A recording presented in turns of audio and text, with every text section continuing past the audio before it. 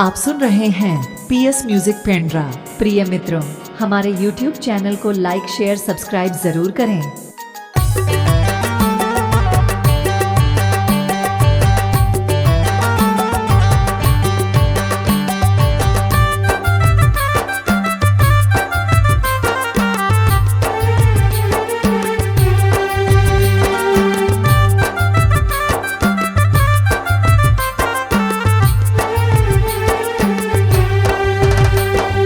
हमर गाँव माते हवे फाल, उड़त ही रंग गुलाल, सब संगी साथी माते हवे रे,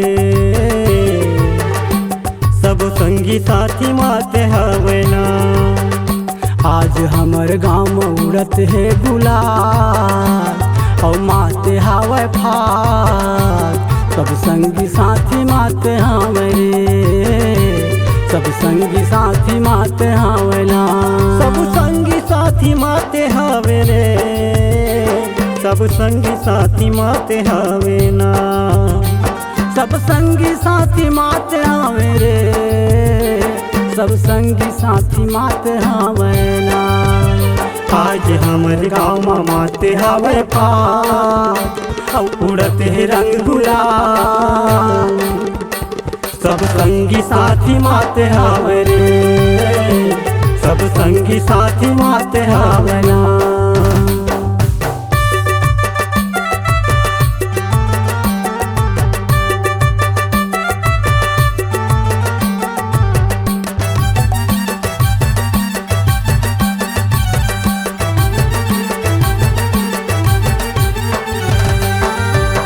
भैया मोर लाए हैं माटी के नगारा, बाजत गाँव गली को।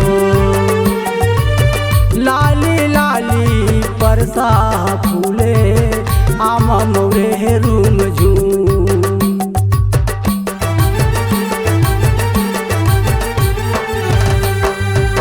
भैया मोर लाए हैं माटी के नगारा, घिड़कत गाँव गली को।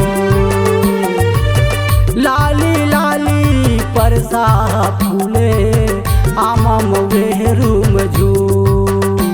सब संगी साथी माते हवे रे, सब संगी साथी माते हवे ना।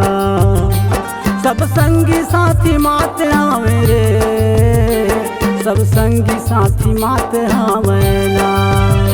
आज हमर गाँव में माते हवे फाल, और उड़त ही रंग गुलाल, सब संगी साथी माते हवे रे, सब संगी साथी माते हवे ना।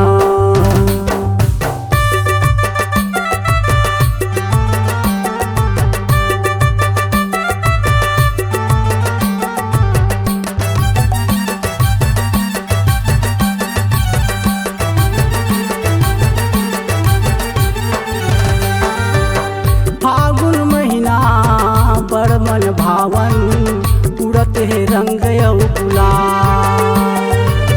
भर भर पिचकारी सब छन मारे, आज होली के तिहार।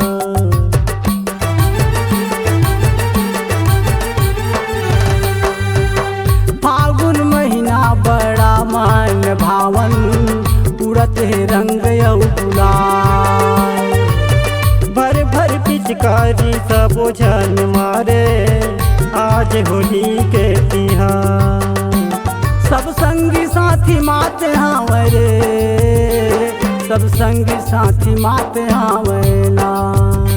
सब संगी साथी माते हवे रे, सब संगी साथी माते हवे ना।